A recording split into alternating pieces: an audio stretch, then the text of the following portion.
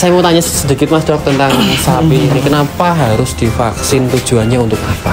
Nah, jadi gini ya, vaksinasi PMK itu digunakan tujuannya untuk pencegahan jangan sampai terjadi PMK. Itu yang pertama.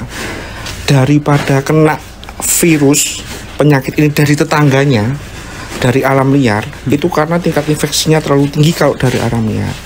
Nah, dengan dilakukan vaksinasi, jadi vaksin itu intinya virus dari PMK yang sudah dimatikan. Yang ini ya, yang khusus untuk PMK Khusus itu untuk PMK. inaktif ya, inaktif. Jadi Siap. dia cuma jasadnya virus aja itu dimasukkan ke sapi, tujuannya untuk membentuk antibodi.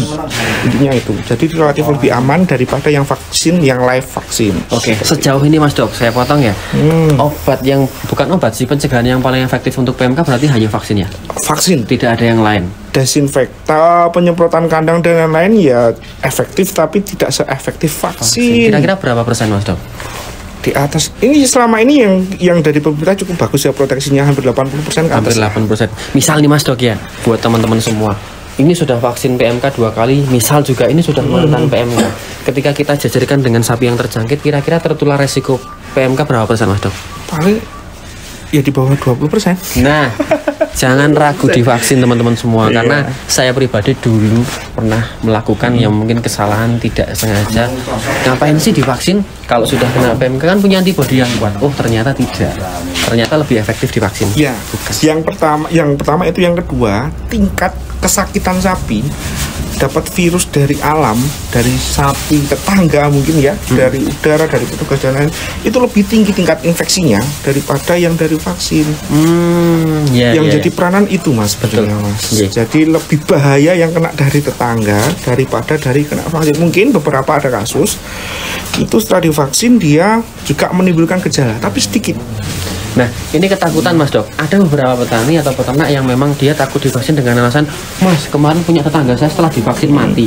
Coba Mas Dok, biar teman-teman tuh tidak salah persepsi. Oke.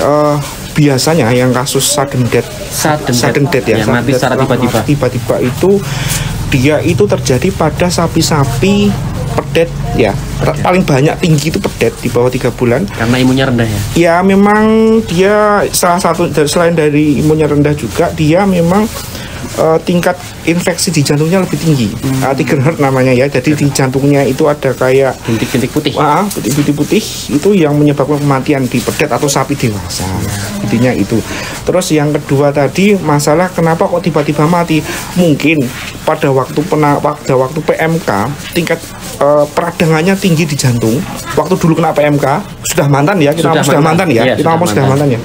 Tingkat peradangan di jantungnya terlalu tinggi, mungkin sudah ada trigger heart di jantung. Sudah ada trigger heart atau peradangan di jantung.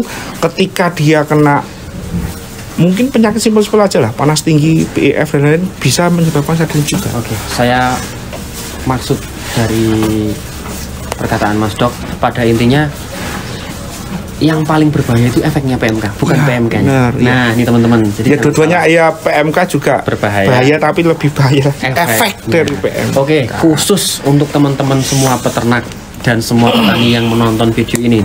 Kalau customer yang penting sapinya sehat besar itu sudah oke. Khusus teman-teman peternak, ada pesan atau kesan apa tolong disampaikan Mas Dok? Untuk teman-teman peternak yang ada di Indonesia khususnya ya. Saya harapkan jangan takut untuk vaksinasi. Jangan takut untuk vaksinasi. Lebih aman dilakukan vaksinasi daripada kena virus PMK dari tetangganya. Karena yang saya bilang tadi bahwa tingkat infeksinya, tingkat peradangannya jauh lebih hebat dari virus yang kena tetangganya daripada dari vaksinasi. Semuanya pasti bakal akan kena, istilahnya kan cepet ya. Karena wabah ya. Ya karena wabah. Semua itu pasti akan kena dan ada 2 pilihan. Sapi mau divaksin atau tidak mau divaksin. Tidak mau divaksin pasti akan kena dari tetanggamu dan efeknya jauh lebih berat. Kalau saya punya sapi milih divaksin karena efeknya tidak seberat yang mungkin gini ya Mas Dok ya. Di kandang sehat, tanpa vaksin sehat. Tapi nanti begitu pengiriman bertemu dengan teman-temannya, bertemu dengan koloninya, bangsanya sana banyak. Nah, itu juga merugikan bagi yang membeli. Bukan yang menjual saja. Nah, terima kasih Mas Dok, kesempatan kali ini luar biasa. Semoga bisa menginspirasi saya sendiri dulu. Karena kita semua belajar dari kesalahan.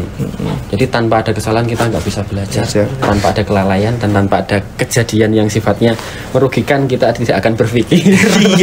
Jadi udah apa ya, ini Mbak vaksin, Mbak PMK bukan Mbak vaksin. Tahun kemarin remuk ya Dok ya. Iya, kasihan Mas. Jawa Timur semuanya lah tahun kemarin. Terutama teman sapi perah ya itu. Teman-teman saya perah hancur.